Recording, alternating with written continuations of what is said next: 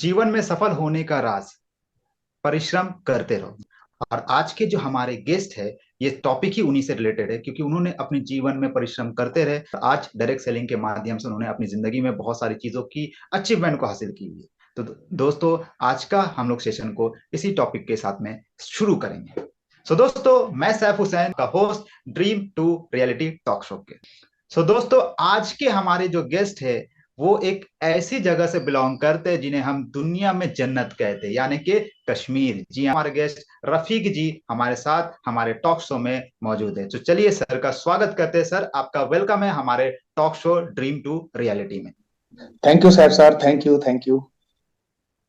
सो Rafiq sir, हमारा जो ये टॉक शो है, ये एक तरह का rapid fire question answer talk show चलता है, जहां पर हम कुछ सवालात करते हैं। जहां तो क्या आप तैयार है हमारे क्वेश्चंस के लिए?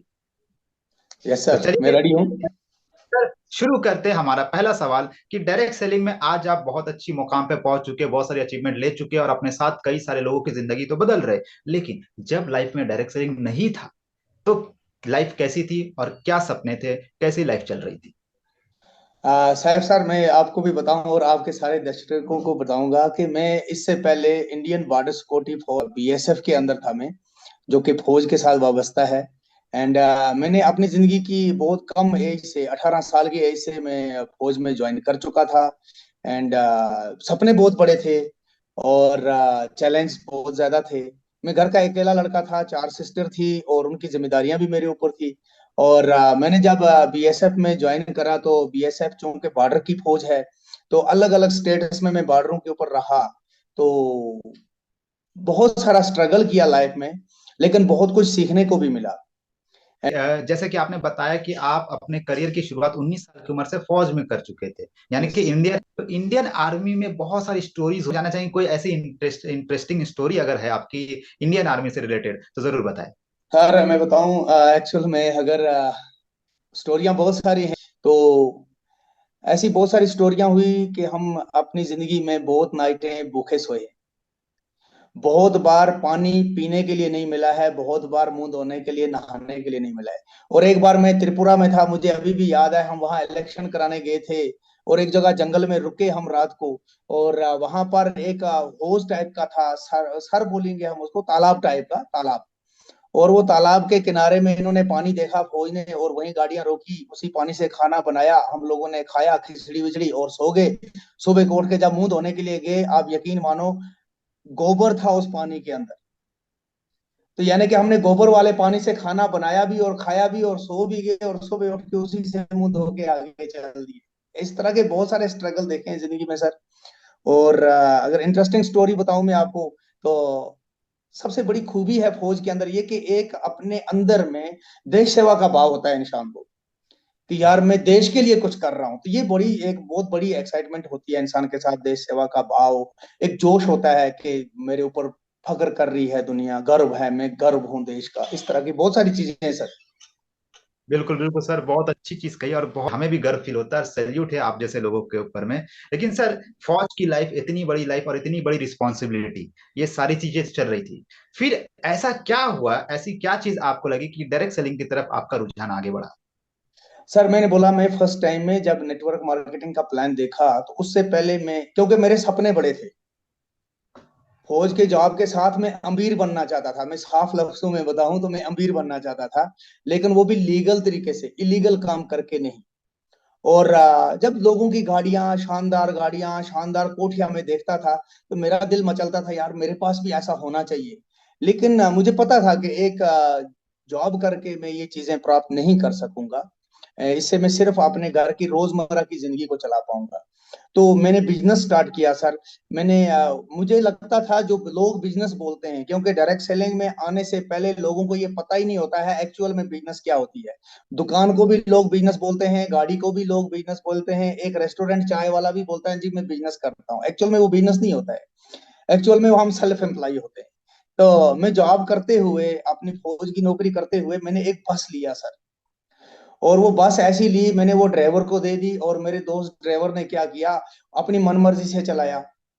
यानी कि अगर वो 1,000 रुपया कमाती थी तो 700 ड्राइवर अपने जेब में डालता था, मुझे शाम को 300 रुपए की बचत दिखाता था। तो मैं वहां से काफी नुकसान में गया। देन फिर मैंने एक मेडिकल शॉप डाल के अपनी वाइफ को दी, उसमें से भी मैं बहुत लॉस में गया। फिर मैंने अपने पापा को एक किराने की शॉप डाल के दी कि इससे कुछ बड़ा हो जाएगा, लेकिन कुछ नहीं हुआ। तो यानी मैं एक फेलियर बिजनेसमैन बन चुका था। जब मैंने फर्स्ट टाइम नेटवर्क मार्केटिंग का प्लेटफॉर्म देखा, जब मैंने प्लान देखा मेरी एक्स कंपनी के बीच में सर, तो मुझे एक चीज नजर आई कि यार लगाने को तो 1 रुपया नहीं और कमाने को करोड़ों की बातें हो रही हैं। तो मैंने ना आव देखा ना ताव देखा, आंखें बंद करके मैंने उसको स्टार्ट कर लिया सर। और आप यकीन माने सर, मैं वेस्ट बंगाल के अंदर ड्यूटी होता था, उस बॉर्डर से छुट्टी आया स्पेशल नेटवर्क मार्केटिंग करने के लिए। 2 महीने में मैंने 10-12 स्टोर खुलवा दिए, कोई 1,000 1,500 लोगों को ज्वाइनिंग करा दिया। और मुझे अभी भी याद है कि उस टाइम में 1,500 रुपए का किट होता था, और सबको जो भी मिले उसको मैं बोलूं भाई दे 1,500 और 3 पैंट 3 शर्ट ले जा, दे 1,500 3 पैंट 3 शर्ट ले जा। ऐसे करके लोगों को मैंने दबा करके 2 महीने में ज्वाइनिंग कराया। लेकिन सर जब मैंने 1.5 साल तक उस कंपनी के साथ काम किया तो मुझे वो चीज नजर नहीं आई जो मैंने स्टेज पे सुनी।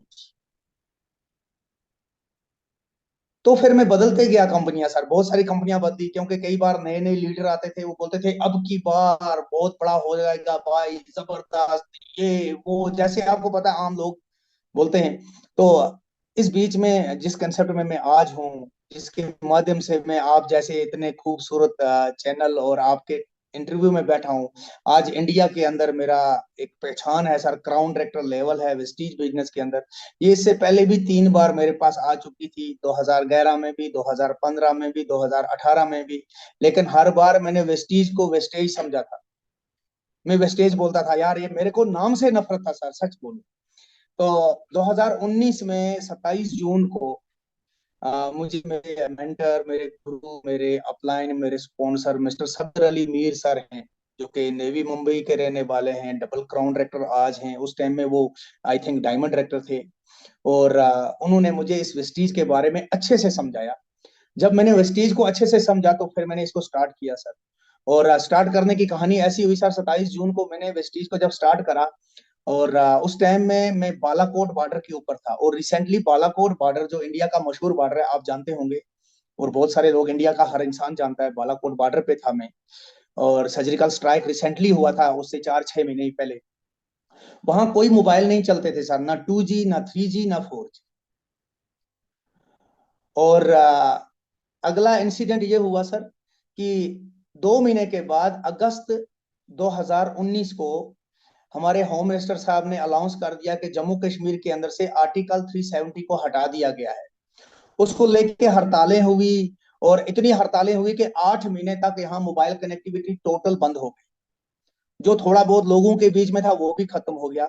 लेकिन इस बीच में ये सिस्टम की पावर थी, ये विस्टीज की पावर थी, और मेरी एक राइट अपलाइन मैंने चुनी थी, जिसके माध्यम से मैं आर्मी के सैटेलाइट फोन के ऊपर सर को फोन करता था, जो मेरे स्पॉन्सर थे, मेरे मेंटर थे, सफदर अली सर। तो वो वहां से मैं बोलता था, क्योंकि सैटेलाइट फोन चलते थे, वहां पर मोबाइल नहीं चलते थे, बॉर्डर था, प्लस कनेक्टिविटी खत्म थी कश्मीर के अंदर।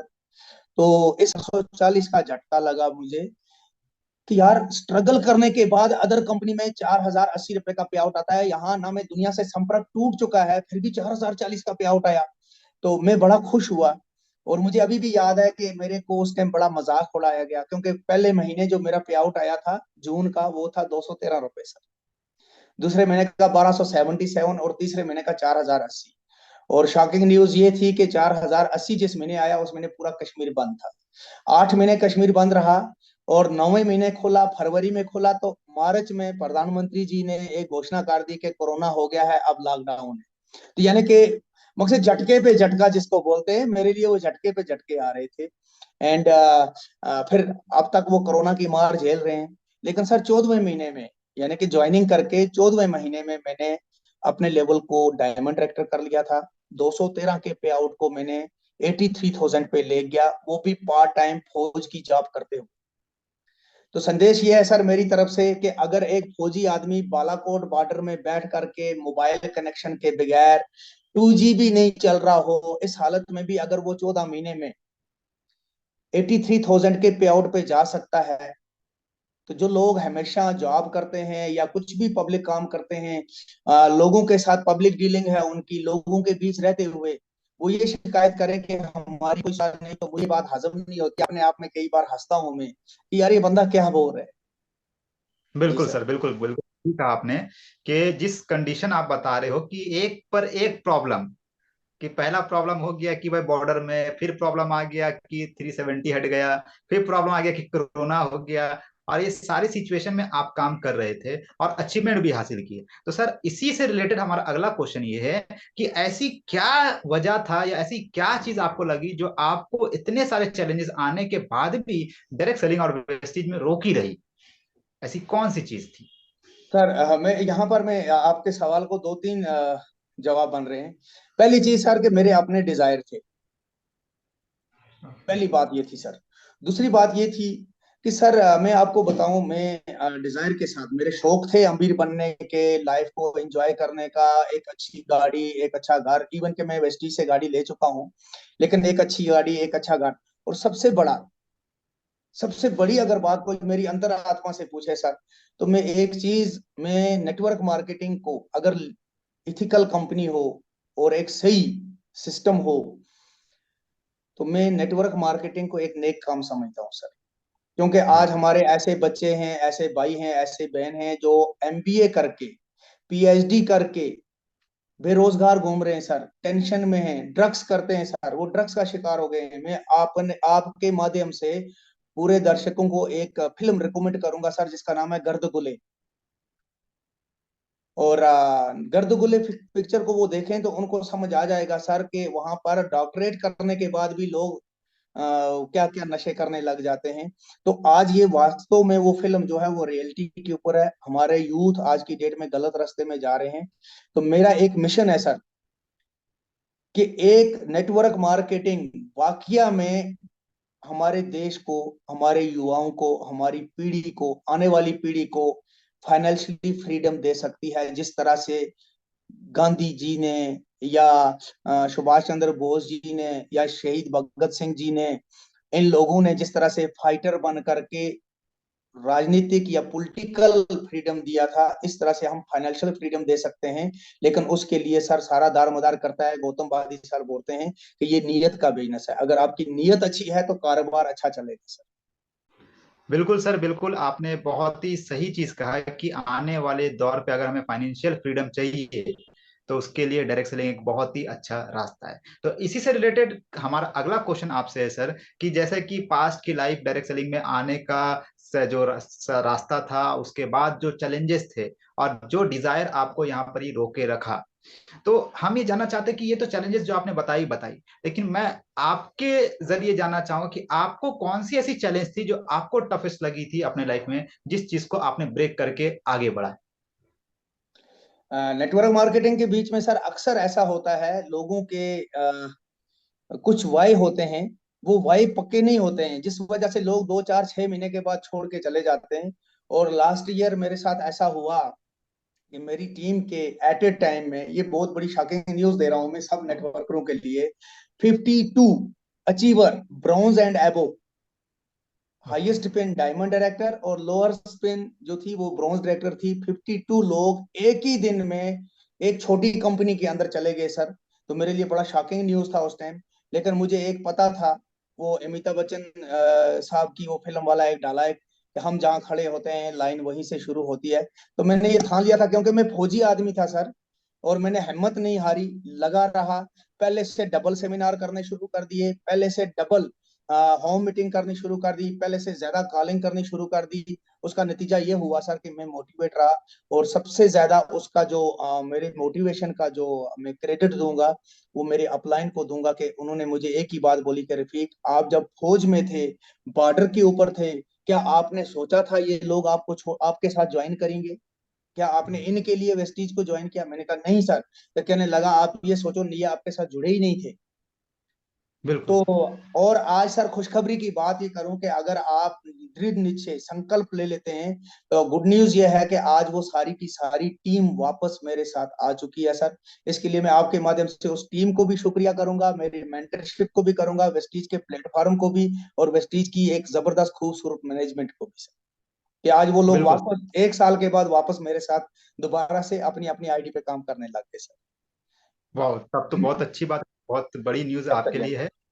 जी हाँ। तो सर इसी से रिलेटेड हमारा अगला क्वेश्चन है, और अब हम लोग धीरे धीरे अपने प्रोग्राम को क्लोजिंग के तरफ बढ़ते चले जा रहे हैं, क्योंकि आपकी लाइफ जर्नी को हम लोग सुन रहे हैं।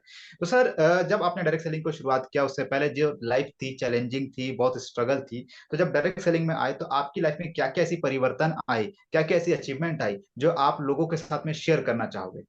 सर आपने मेरे दिल को ना एकदम मकसद तो क्या बोलते हैं दुखती नस के ऊपर हाथ रख दिया।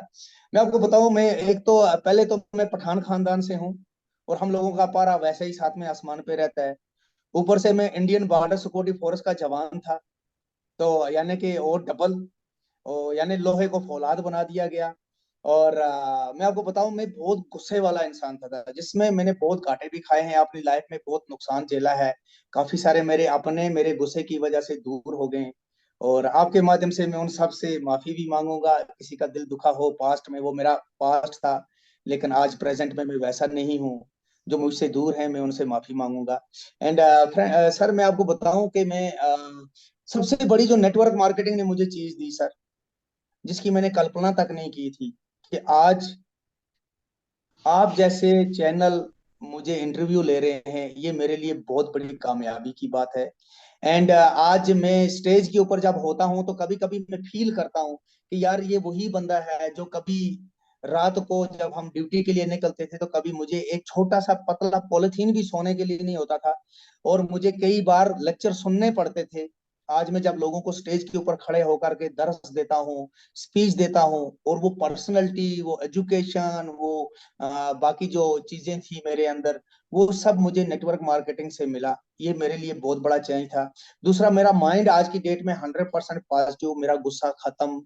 जो मैं छोटी छोटी बातों को लेके नेगेटिव सोचता था, मैं बहुत पॉजिटिव रहने लगा हूँ। और अगर मैं आपको बताऊं सर, कि अगर आप आज की डेट में मुझसे पूछो कि आप और क्या बोलोगे नेटवर्क मार्केटिंग के बारे में, तो सर मैं नेटवर्क मार्केटिंग के बारे में एक ही बात बोलूंगा, कि दुनिया का हर पेरेंट ये चाहता है मेरा बेटा बड़ा होकर के इंजीनियर बने, डॉक्टर बने, साइंटिस्ट बने। और मैं चाहता हूं कि मेरा बेटा बड़ा होकर के वेस्टीज के अंदर डीयूसीडी बने। वाह, वाह, दैट्स ग्रेट सर। ये आपका सपना जरूर पूरा होगा, क्योंकि आप खुद इस मुकाम पे पहुंच चुके हैं। तो सर इसी के साथ हमारा आखिरी क्वेश्चन, जो खास करके लास्ट बट नॉट लीस्ट, क्योंकि हमने आपकी जर्नी के बारे में सुना, आपने कैसे फौज में जिंदगी को बिताई, वहां से फिर आपने डायरेक्ट सेलिंग को चुना, कितनी फेलियर हुई, सारी चीज तो हमने चुनी। तो सर हमारा जो last but not least question ये है कि आज बहुत सारे युवा है जो बहुत सारे डिस्ट्रैक्टेड है। आप आर्मी में थे, डिसिप्लिन थे, और उसके बाद आपने डायरेक्ट सेलिंग को चुना, तो आप उन लोगों को अपने तरफ से क्या मैसेज देना चाहोगे? सर मैसेज बहुत सारे ऑलरेडी उन्होंने सुने भी होंगे, मैं दोबारा से वही मैसेज दूंगा, कि दोस्तों अगर आप जॉब को सोच रहे हैं, अगर आप कोई सेल्फ एम्प्लॉय बनना चाहते हैं, तो आपके पास 50 साल 60 साल की लाइफ है। स्ट्रगल वाली लाइफ आप जियोगे, और आपके, हम सब के ओबियसली हम सब ने इस दुनिया से जाना है। तो जाने के बाद आपके अपने जो होंगे वो 1 साल 2 साल 3 साल के बाद आपको भूल जाएंगे। लेकिन कुछ लोग, क्योंकि हमने अपने दादाओं परदादाओं को भूल दिया सर, लेकिन कुछ लोग दुनिया में इतने महान गुजरे हैं, राइट ब्रदर्स हम जानते भी नहीं, थॉमस एल्वा एडिसन हम जानते भी नहीं, मर्कुरी को हम जानते भी नहीं। तो ऐसे ऐसे लोग हैं दुनिया में, इब्राहिम लिंकन हम जानते भी नहीं, क्योंकि उन्होंने आम लोग नहीं खास लोग बन के दुनिया में कुछ खास किया, कुछ अलग किया। तो मैं युवाओं को, अपने देश, हमारा देश सबसे ज्यादा युवा है, तो युवाओं को एक ही मैसेज दूंगा, आप जो भी कर रहे हो दोस्त, आप जॉब कर रहे हो, आप कुछ भी करो, लेकिन साथ में एक अच्छी नेटवर्क मार्केटिंग कंपनी के अंदर काम करो। क्योंकि ये नेटवर्क मार्केटिंग फ्यूचर का बहुत बड़ा बिजनेस है, और इसकी शुरुआत हो चुकी है। और ये बिजनेस हमारे इस दुनिया से जाने के बाद भी हमें जिंदा रखेगा। जैसे मैंने कुछ महान लोगों का नाम लिया आपके सामने सर। अगर आपके सपने हैं, और वो सपने आप 50 साल में नहीं 5 साल में पूरा करना चाहते हो, तो उसके लिए आपको एक इथिकल नेटवर्क मार्केटिंग कंपनी चुननी पड़ेगी सर। नहीं तो 50 साल तक वही बात है, हम स्ट्रगल करते रहेंगे, बाद में जब बच्चे बड़े हो जाएंगे तो हम फिर बच्चों के लिए काम करेंगे, खुद फिर खाली हाथ इस दुनिया से चले जाएंगे। बिल्कुल सर, बहुत अच्छी चीज आपने कही है कि जिंदगी आपको मिली है और जिंदगी की जो एज है, यानी कि आप अपने सपने 50 साल में पूरा करना चाहते हो या आने वाले 5 साल में पूरा करना 5 साल चाहते हो। में, करेक्ट सर। बिल्कुल, बहुत अच्छी चीज आपने हमारे सारे दर्शकों को आज एक एक्सपीरियंस, जो अपने एक्सपीरियंस के माध्यम से आपने जो नॉलेज और स्टोरीज को शेयर किया, बहुत ही अच्छा लगा आपकी बातों को सुन करके। और दोस्तों, ये थे हमारे साथ रफीक जी, जो कि जम्मू कश्मीर कश्मीर से बिलोंग करते, बारामूला डिस्ट्रिक्ट से बिलोंग करके एक ऐसे समय पे डायरेक्ट सेलिंग को चुना जब लॉकडाउन था, कोरोना था, बहुत सारे प्रॉब्लम चैलेंजेस को इन्होंने देखा और साथ ही साथ उसके बावजूद भी अपनी जिंदगी कामयाबी को हासिल करते चले गए। तो दोस्तों, आज का सेशन को हम लोग यहीं कंप्लीट करते हैं और मैं सैफ हुसैन आप सभी से विदा लेता हूं, लेकिन अगले वीक फिर आऊंगा एक नए लीडर के साथ उनकी लाइफ की स्टोरी और उनके स्ट्रगल की स्टोरी को सुनने के लिए। तब तक के लिए thank you, wish you well.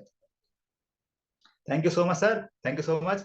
जय Hind. Thank you sir, thank you. और मैं पूरे देशवासियों को अपना सलूट दे रहा हूँ sir. Thank you. Sir thank you.